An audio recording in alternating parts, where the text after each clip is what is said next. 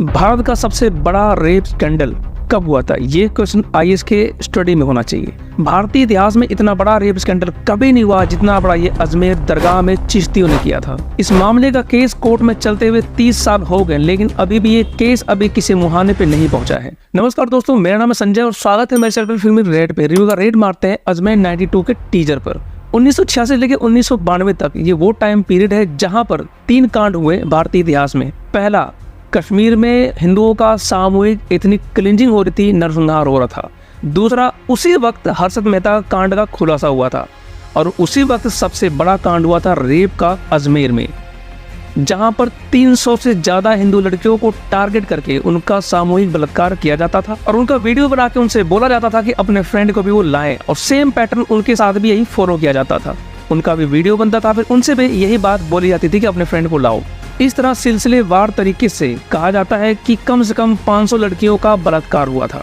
और आपको ये जान के बहुत ही हैरानी होगी, ये कोई आम बच्चियां नहीं थी, ये बच्चियां थी रसूखदार पुलिस अफसर और आईएएस ऑफिसर्स की बेटियां थी। जो लड़कियां सोफिया इंटरनेशनल स्कूल में पढ़ती थी और कुछ लड़कियां पढ़ती थी उस सावित्री स्कूल में। इस रेप कांड का वैसे तो मास्टरमाइंड 4 है, लेकिन सबसे मेन जो मास्टरमाइंड था वो था कांग्रेस लीडर का यूथ आइकन अजमेर का फारूक चिश्ती, और अजमेर की कांग्रेस पार्टी का उपाध्यक्ष था नफीस चिश्ती। इन्होंने सोफिया स्कूल और सावित्री स्कूल की लड़कियों को टारगेट किया और ज्यादातर मतलब ये तो 100% लड़कियां इसमें हिंदू थीं। इन्होंने सोफिया और सावित्री स्कूल की हिंदू लड़कियों को टारगेट करना शुरू किया, जहां पर एक लड़की को बुलाया जाता, उसका रेप किया जाता, फिर उसे बोला जाता कि दूसरी लड़की लेके आ, वो भी लेके आती थी कि उसका वीडियो वायरल ना कर दे। उसके बाद उसके साथ भी ये सेम पैटर्न फॉलो करते थे, फिर उससे भी इस सेम बात बोली जाती थी।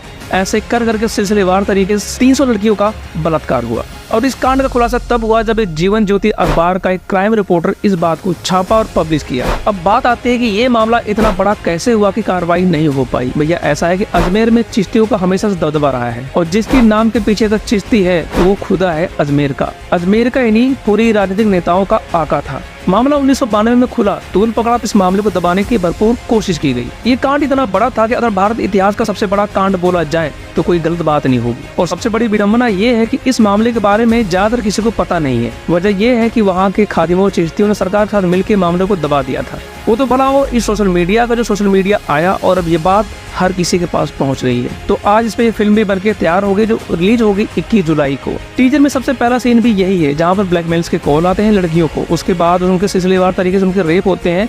कुछ लड़कियों ने अपने घर पे बताया और कुछ लड़कियों ने छुपा लिया। जहां पर इस कांड के बारे में पता तो लगता है, इसके बाद सिस्टम में बैठे पुलिस अधिकारी और सत्ता में बैठे सत्ताधारी इस बात को दबाने की भरपूर कोशिश करने लग जाते हैं। क्या नाम देके कि कम्युनल राइट ना हो जाए। वहाँ पर एक कैरेक्टर बोलता भी है कि मतलब कि इंसान की जिंदगी से ज्यादा बड़ी कोई चीज है तो कम्युनल राइट है। अगले सीन में कैरेक्टर का सीन आता है जो दिल्ली के सेंटर के साथ मिलकर इस मामले को दबाने की कोशिश करता है, और टीजर में ये दिख रहा है कि इस मामले को दबाने की कोशिश में पुलिस अधिकारी, सत्ताधारी और खादिम मिलकर तीनों कर रहे हैं। तो ये मूवी इसी इंसिडेंट पे बनी हुई है, जो रिलीज होगी 21 जुलाई को। देखते हैं इस मूवी में क्या दिखाया है, ब्रूटल ट्रूथ या फिर लीपापोती करने की कोशिश की गई है। ऐसे दरगाह के खादिमों पे बनी ये फिल्म, जहां पर आज भी बॉलीवुड चादर लेके पहुंचा रहता है। सरकार भी इसको कमर्शलाइज करती है और सेकुलर हिंदू भी वहां पर लाइन में खड़े होते चादर चढ़ाने के लिए, जहां पर 300 से ज्यादा हिंदू लड़कियों का सामूहिक बलात्कार हुआ था। और विडंबना ये है कि इस पे कोई बात नहीं करना चाहता। और अपने देश का सबसे बड़ा दुर्भाग्य यही है कि ऐसे मौकों पे अगर बात होती है तो वहाँ पे धर्म और मजहब देख के ही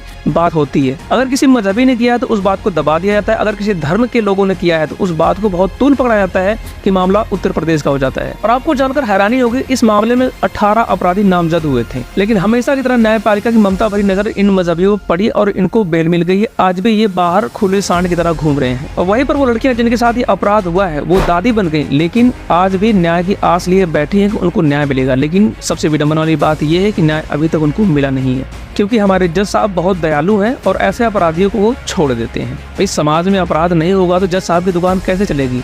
कौन पूछेगा जज साहब को कि भैया हमारे इस मामले का फैसला करो? हाँ, बलात्कार जैसे मामले भारत में हो जाए छोटी मोटी घटा है, लेकिन हाँ, दही हांडी जैसे जघन्य अपराध नहीं होने चाहिए जिसकी दही की हांडी की लंबाई ज्यादा हो। लेकिन कुछ भी हो जाए, दिवाली पे पटाखा नहीं फोड़ना चाहिए जज साहब के आदेशानुसार। इस लोकतांत्रिक देश में सेकुलर न्याय व्यवस्था के अनुसार इतने बड़े पैमाने पे सामूहिक बलात्कार अपराध नहीं है, अपराध है बिना हेलमेट का बाइक चलाना। तो दोस्तों मूवी आ रही है 21 जुलाई को, देखते हैं क्या होता है इस मूवी में, कितना सच्चाई है कितना झूठ है वो आपको देख के बताऊंगा। तब तक के लिए नमस्कार, जय हिंद, वंदे मातरम।